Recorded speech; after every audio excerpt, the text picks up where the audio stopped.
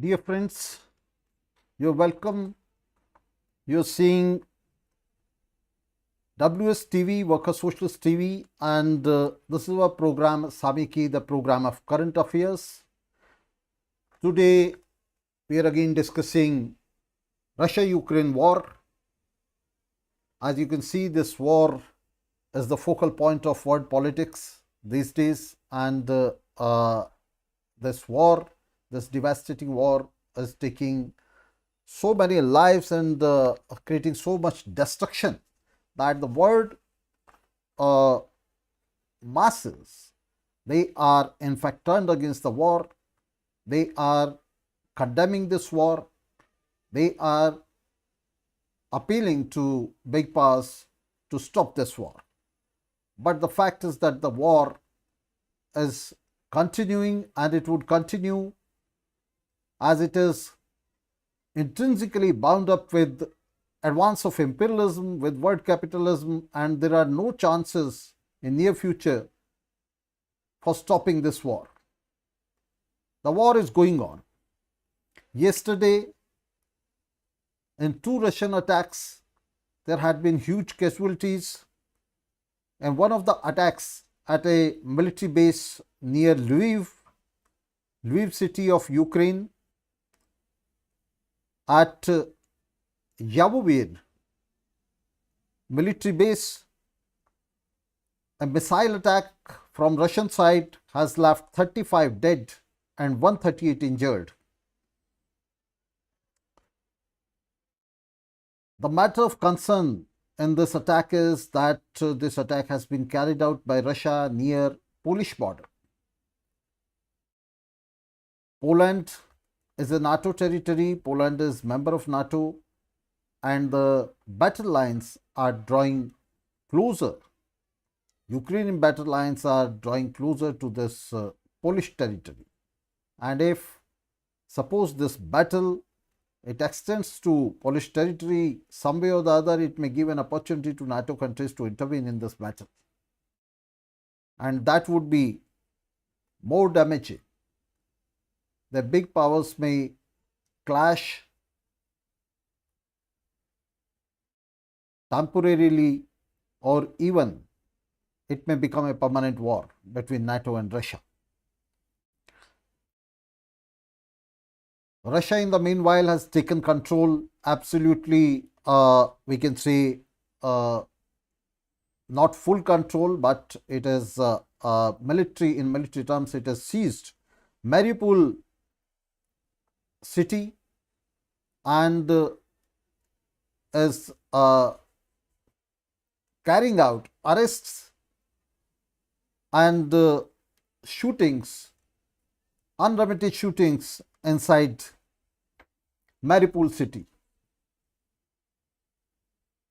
There are lot more casualties in Mariupol city than Russian side is admitting and Ukrainian side is telling the press. Alongside that,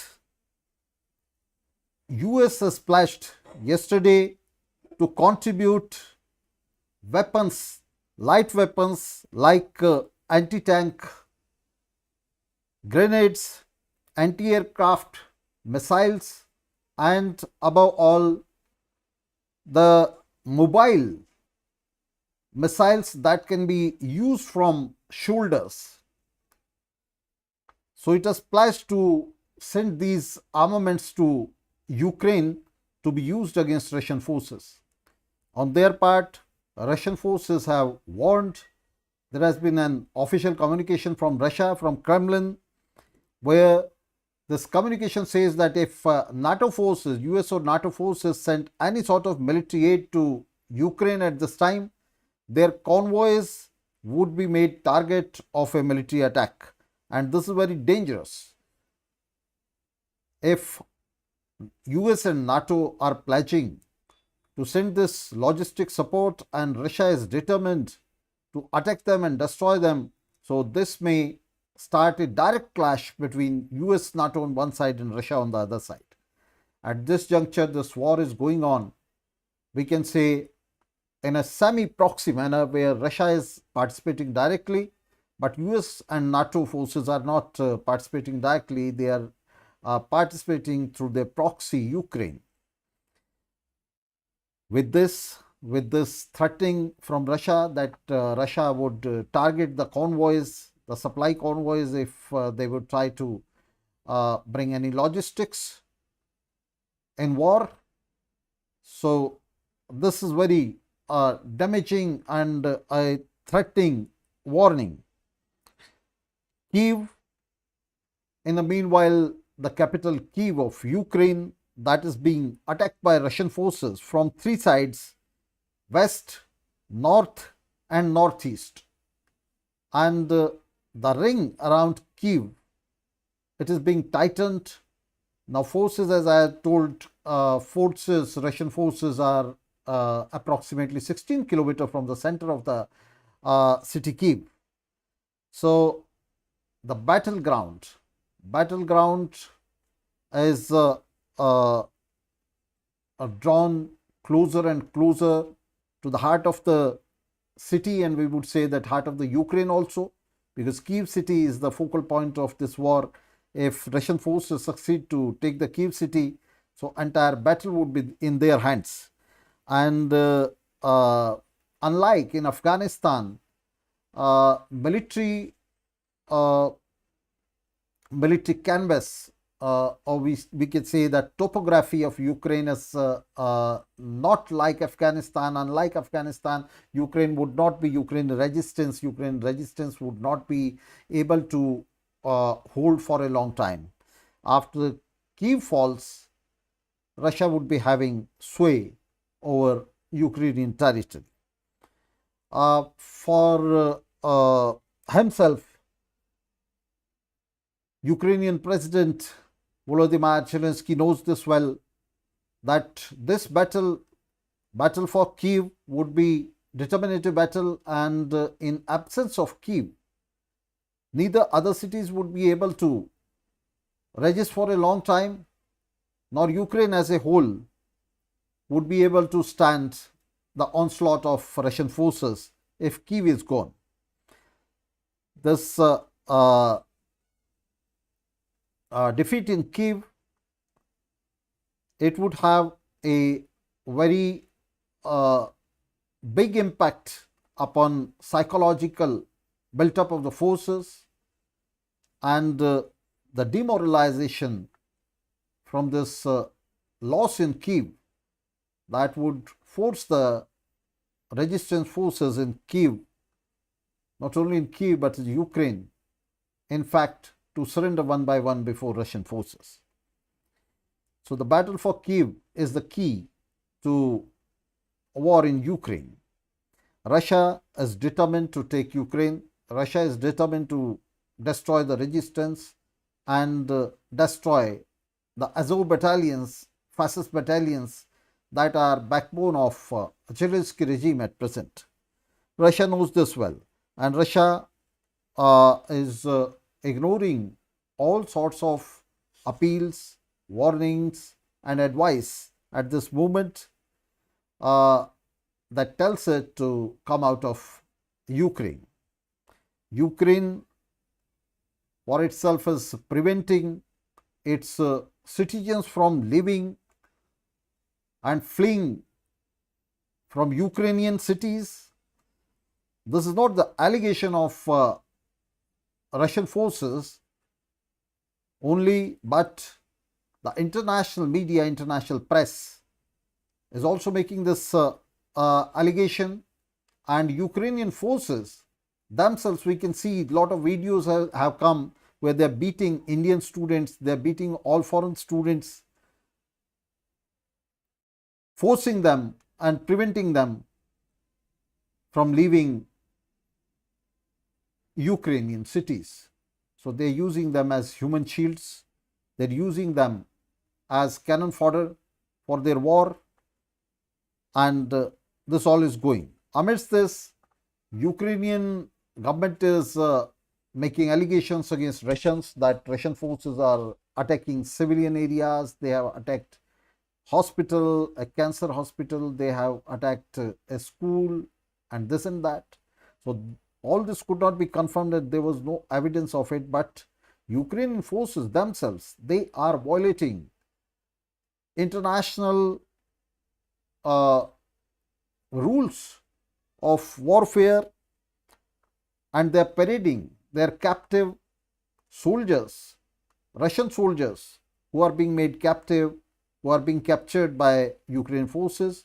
They are parading those soldiers before media. They are forcing these soldiers to confess that their masters sitting in Kremlin, they are offenders, they are criminals, and they are doing something inhuman.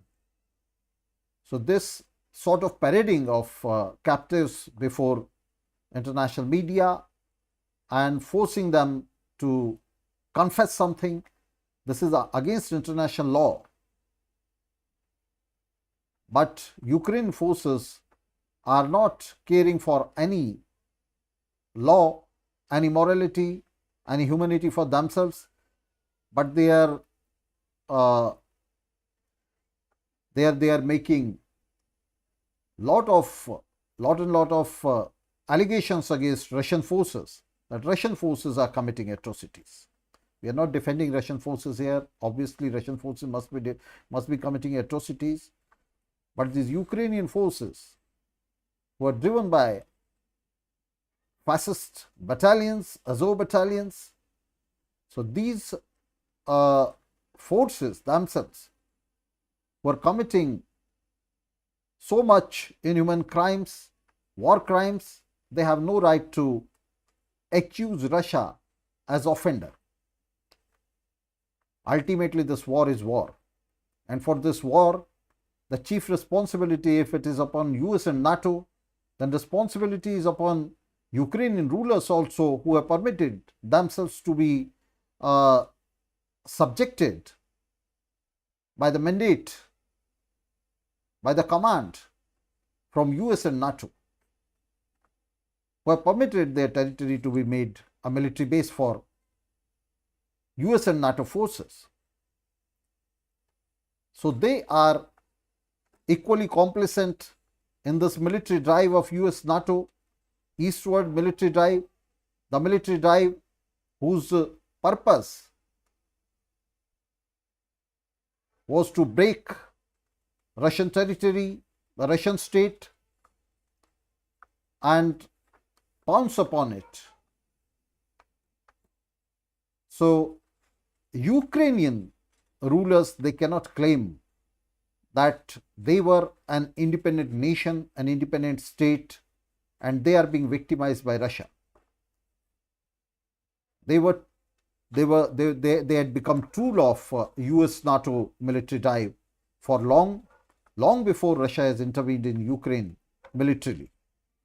And apart from this, these Ukrainian rulers, they themselves were committing genocide in Donbas area, in the area of Donetsk and Luhansk provinces. So they have no moral right. Ukrainian authorities, Ukrainian state, and Ukrainian politicians have no moral right to make any moral claim against Russian invasion. Russian invasion, in fact, it must be, I would say, analyzed, and its character must be understood. So this invasion cannot be taken in isolation from the whole entire US NATO military drive, US NATO military machinations that they had been carrying for decades altogether. So it cannot be looked into, it cannot be viewed in isolation from that. It is the US NATO military machine that is primarily responsible for this permanent war which is imposed, which has been imposed, I would say, upon the world as a whole. Parts of the world have already become victim of it. Afghanistan, Iraq, Syria, Yemen, everywhere, Sudan. So this war, if we characterize this war, we can clearly see that this war is between advanced world on one side, the Western world on one side, and rest of the Eastern periphery, rest of the Eastern world. These Western powers, they are adamant to advance towards the weaker, the poorer East and gobble it up. So in this drive comes this Russian invasion of Ukraine. So we must understand this Russian invasion of Ukraine in this context, not in isolation. In this war, Russia has captured few cities, and apart from this attack on Yavoriv bases, Yavoriv military base, in which 35 are dead and 138 are injured, Russia has also carried out attack on Mykolaiv city, where 9 have been killed. This is southern city, Mykolaiv, where 9 people have been killed. This is Odessa port of Black Sea. City is situated, Mykolaiv is situated on Odessa port of Black Sea. So in this second attack, 9 people have been killed. This was separate attack. And in the attack of Yavoriv, 35 are dead and 138 are injured. On this military base, training was being given where foreign trainers were there, foreign recruits were there. So many of them have been killed in this attack, in this Russian attack. And this attack was an extremely damaging attack militarily for Ukrainian forces. Britain, on its part, is showing all reluctance to admit refugees from Ukraine to its territory. Refugees are complaining, and they are being compelled to go from city to city for their bioverification, etc., etc. In fact, they are being harassed and they are not being admitted to the territory of Britain, though Britain is the second country after US that is responsible for this crisis, that has instigated Ukraine to spoil its relations with Russia and to carry out a military campaign against Russia, to prepare a military campaign against Russia. And now British authorities are most reluctant to admit refugees from territory of Ukraine. British government, instead of giving aid directly to these refugees, has declared a scheme where it would give aid to its own citizens, and those citizens who would be ready to keep Ukrainians in their homes. So there are hardly any Brits, those who would be ready to keep Ukrainian refugees in their homes. So an impossible scheme has been launched, and Britain is erecting so many barricades against this exodus of Ukrainians from Ukraine to Britain. Mariupol is under control of Russian forces, and in the meanwhile, Ukraine itself is preventing, not only Britain is erecting barricades, but Ukraine itself is preventing its people from fleeing the countries. Russia has made a claim. We are not verifying this claim. We are not endorsing it. But Russia has made a claim that 26,38,999 people are there whose list is in the hands of Russian authorities. They are spread over more than 2,000 settlements in Ukraine who want to leave Ukraine and become refugee in Europe, especially in Britain. They want to cross over the border to Britain, but Britain is not admitting them, and Ukrainian authorities are not permitting them to leave Ukraine. Meanwhile, mayor of Melitopol was abducted 2 days before by Russian forces, and this shows the level of control, the degree of control Russian forces are having upon Ukrainian cities like Melitopol, where not only mayor has been abducted in broad daylight by Russian forces, but a new mayor has been installed there. He has been appointed there, acting on Russian authority. In this city of Mariupol alone, 1,500 troops have been killed. Ukrainian troops have been killed in Mariupol, and the new mayor, Ivan, the old mayor, Ivan Fedor, remains in the custody of Russian troops, Russian military. There are no whereabouts of Ivan Fedor known to Ukrainian authorities. So this is proof of the Russian influence upon Russian military influence upon Ukrainian cities. Captured soldiers are being paraded by Ukraine, we have told you, and Ukraine, alongside that, Ukraine is passing moral strictures upon Russia without any shame for its own deeds. Amidst this war, the war of 18 days are completed of this war, more than 2.5 million, that means 25 lakh people have fled the Ukrainian cities. They've crossed over to European cities, or they are in Belarus, or they are in Poland, but they have left Ukraine. 25 lakh, and more than 25 lakh, they are ready to leave. So the war must be having a very damaging impact upon Ukraine's economy, upon Ukraine's political topography. So this war is going to bring a lot of change, not only in Ukraine, but in Eurasia as a whole.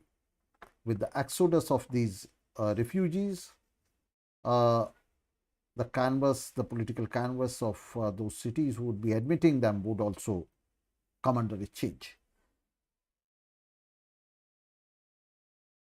President of Sudan. Before this war, the war had started war was declared by Putin on 24th. President of Sudan was there in Moscow on 23rd, a day before. He was on 7-day tour to Russia.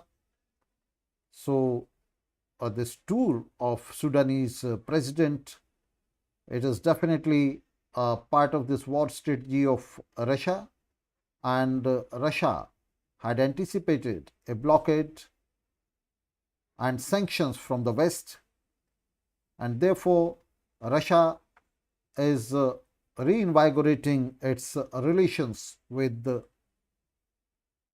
these African and Asian countries, and specifically African countries. So this tour of Sudanese president to Moscow, one day before that it started, one day before the war, it is very important because Sudan is a big importer of oil and gas both. So the sanctions which are imposed upon Russia by the West, and the blockade, especially which is directed against export of oil and gas, that would be broken with this diplomacy that Russia was already having on its cards before it had started this war. The propaganda by Western media that something unexpected had come before Putin that doesn't seem to be holding any water. It seems that Putin had already planned everything. This tour of Sudanese president, it shows us that there was a plan, there was a military plan, and not only military plan, an economic plan to back up this military adventure inside Ukraine. Sanctions, though, are hitting hard. Ruble has come down 30%, but it seems that Russian authorities had calculated it. It is not only ruble has come down 30% in comparison to dollar, but US is facing its own crisis. As crude oil prices are on a spiraling hike, US is facing a general hike in prices at home. And this general hike in prices, this is turning American working class against Biden. American working class is finding its life conditions being intensely affected by this price hike, and it is turning against Biden. So this all is going on, and amidst this war is becoming more and more permanent in Ukraine. Even after capture of Ukrainian cities, capture of Kiev, the war is not going to end. The war would continue, and alongside this war, a cold war has started. This time, with the Russian intervention in Ukraine, a cold war has again started between Russia and probably China on the one side, and the powers of West and US on the other. So, amidst this militarization that is going sky high, all militarization of all countries, not only of Russia and Ukraine, not only of US and NATO countries, but an overall militarization of the world. Amidst these rising temperatures, there is a rising military expenditure also. Ever rising military expenditure, ever rising cost of the war. And this cost of the war, it is not being borne only by the warring countries, but also the countries who are fence sitters. The countries like Sri Lanka, the countries like Bangladesh, the countries like Pakistan and India, they are also falling economic victim to this war. The rise in prices of crude oil, the rise in prices of energy, that would affect and that would trigger the general rise of commodity prices. And this would affect everything in the world. So this militarization has its own cost, and this cost is sharply going up.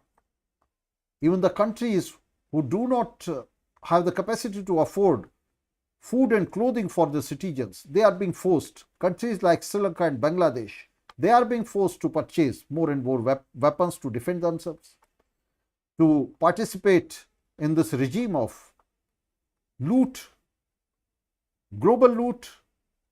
And if a country is not having military might, it cannot expect to even to live alongside the borders of mighty neighbors.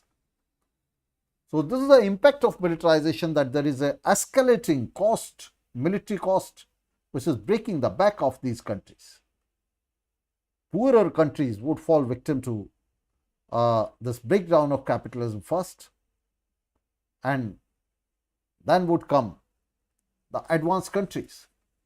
No country would be out of this vortex of militarization and the breakdown of economy because of this militarization. The cost of militarization is one thing, and on the one hand, this is escalating. The cost is escalating. The cost of military expenditure, the cost of armies, the cost of maintenance of armed forces, everything is escalating. And besides it, the production, the distribution lines, they are being destroyed in innumerable wars. And they would be destroyed totally in the upcoming WW3, the World War III, the Third World War. So the war is having its own impact. On the one hand, it is destroying production and distribution. On the other hand, it is escalating the cost of militarization and forcing all countries to militarize themselves, to arm themselves from head to tail. And this militarization of the world in totality, this is breaking the back of capitalist system, economic system,